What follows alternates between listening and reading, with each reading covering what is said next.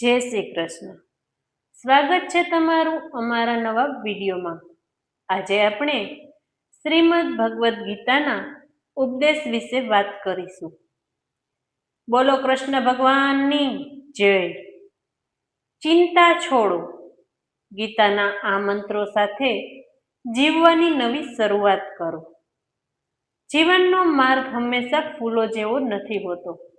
ક્યારેક રસ્તામાં કાંટા પણ આવે છે અને જ્યારે પરિસ્થિતિ વિપરીત હોય ત્યારે મનનું ડગમગવું એ સ્વાભાવિક છે. આવા સમયે ઘણીવાર આપણને લાગે છે કે આપણો આત્મવિશ્વાસ ઓછો થઈ રહ્યો છે, બધું હાથમાંથી છૂટી રહ્યું છે અને દરેક દિશામાં માત્ર અંધકાર જ દેખાય છે. શું તમે પણ ક્યારેક જીવનના એવા વળાંક પર ઊભા હોવ છો જ્યાં ચિંતા તમને અંદરથી ખોખલી કરવા લાગે છે? જો હા, તો શ્રીમદ ભગવદ્ ગીતાનો ઉપદેશ તમારા માટે સંજીવનીથી ઓછો નથી. ગીતા માત્ર યુદ્ધના મેદાનનો સંવાદ જ નથી, પરંતુ આ જીવન જીવવાની તે કળા છે જે આપણને શીખવે છે કે દરેક તોફાનની વચ્ચે પણ કેવી રીતે શાંત રહેવું એ શીખવે છે. ભગવાન શ્રી કૃષ્ણ ગીતામાં ખૂબ જ સુંદર વાત કહી છે.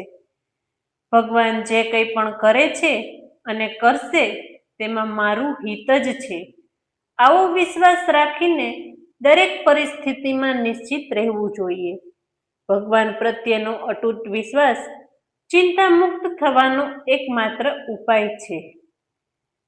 વિશ્વાસની શક્તિ એટલે કે ચિંતામાંથી મુક્તિનું એ પ્રથમ ચરણ છે. ઘણીવાર આપણે આપણી ચિંતાઓના બોજ નીચે એટલા માટે દબાઈ જઈએ છીએ કારણ કે આપણને દરેક વસ્તુને પોતે નિયંત્રિત કરવા માંગતા હોઈએ છીએ. આપણને લાગે છે કે જો વસ્તુઓ આપણા હિસાબથી નથી થઈ રહી તો બધું જ ખોટું થઈ રહ્યું છે.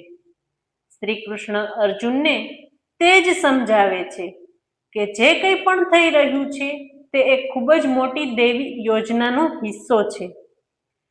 આપણું કામ માત્ર આપણું કર્મ કરવાનું છે અને ફળ એ ઈશ્વર પર છોડી દેવાનું છે. જ્યારે તમે એવું માની લો છો કે ઈશ્વર તમારા રક્ષક છે અને તેઓ તમારી સાથે કંઈ પણ ખોટું નહીં થવા દે, તો મનનો બોજ આપમેળે ઓછો થઈ જાય છે.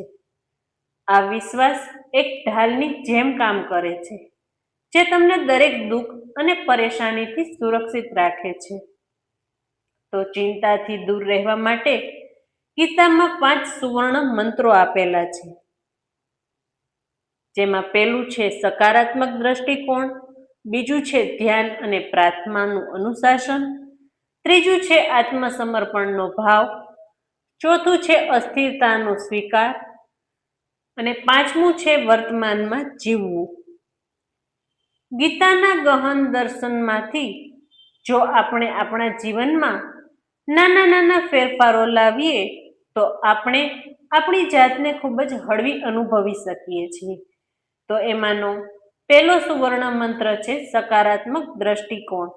તો આપણે સકારાત્મક દ્રષ્ટિકોણ વિશે વાત કરીએ. જીવનમાં કોઈ પણ પરિસ્થિતિ હંમેશા માટે નથી હોતી. આજે જો તમે પરેશાન છો તો એ યાદ રાખો કે આ સમય પણ પસાર થઈ જશે. દરેક સમસ્યાની પાછળ કોઈ ને કોઈ બોધ છુપાયેલો હોય છે. જે વ્યક્તિ આ ઉદ્દેશને સમજી જાય છે તે ક્યારેય હાર માનતી નથી. બીજું છે ધ્યાન અને પ્રાર્થનાનું અનુશાસન. તો મન એક ચંચળ ઘોડા જેવું છે. તેને સ્થિર કરવા માટે ધ્યાન અને ભગવાનનું સ્મરણ કરવું એ સૌથી અસરકારક રીત છે. ગીતાનો પાઠ કરવો અથવા તેના શ્લોક પર મનન કરવું આપણા વિચારોમાં સ્પષ્ટતા આપે છે. જ્યારે વિચારો સ્પષ્ટ હોય છે ત્યારે ચિંતાનું ધુમ્મસ આપોઆપ દૂર થઈ જાય છે. આમાંનું ત્રીજું છે આત્મસમર્પણનો ભાવ. ગીતાના 18મા અધ્યાયનો અંતિમ સંદેશ આપણને આત્મસમર્પણ શીખવે છે. તેનો અર્થ એ નથી કે તમે મહેનત કરવાનું છોડી દો, પરંતુ તેનો અર્થ એ છે કે તમે તમારા અહંકારનો ત્યાગ કરીને બધું જ ઈશ્વર પર છોડી દો. જ્યારે આપણે હુંના ભાવથી દૂર કરીને ઈશ્વરનું બધું જ છે એવા ભાવમાં આવીએ છીએ ત્યારે તણાવના બધા કારણો ખતમ થઈ જાય છે. ચોથું છે અસ્થિરતાનો સ્વીકાર. દુનિયામાં બધું જ પરિવર્તનશીલ છે. સુખ અને દુઃખ, લાભ અને હાનિ, આ બધું ઋતુની જેમ આવે છે અને જાય છે. જે આ સત્યને સ્વીકારી લે છે તે ન તો સુખમાં ખૂબ ઉત્સાહિત થાય છે કે ન તો દુઃખમાં ખૂબ હતાશ થાય છે. અને પાંચમું છે વર્તમાનમાં જીવવું. ચિંતા ઘણીવાર ભવિષ્યની હોય છે. ગીતા આપણને શીખવે છે કે ન તો ભૂતકાળમાં પસ્તાવામાં જીવો અને ન તો ભવિષ્યની ચિંતાઓમાં. જે તમારા હાથમાં છે તે માત્ર આજે અને તમારું કર્મ છે. વર્તમાનમાં સંપૂર્ણ ઉર્જા સાથે જીવનાર વ્યક્તિ ક્યારેય ચિંતાનો શિકાર બનતો નથી. તો હવે આપણે એક જીવન દર્શન ગીતા એના વિશે વાત કરીશું. શ્રીમદ ભગવદ્ ગીતામાં માત્ર પૂજા ઘરમાં રાખવામાં આવતું પુસ્તક નથી. આ તો જીવનનું તે વ્યવહારુ જ્ઞાન છે જે દરેક સમસ્યાનું સમાધાન આપે છે.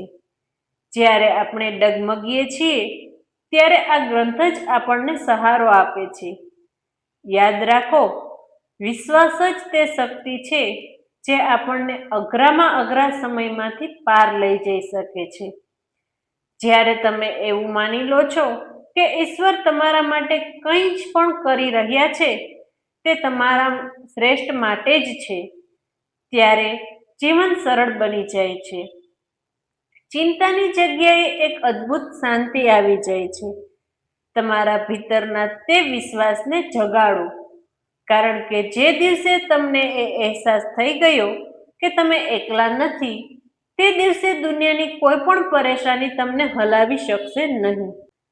બોલો કૃષ્ણ ભગવાનની જય.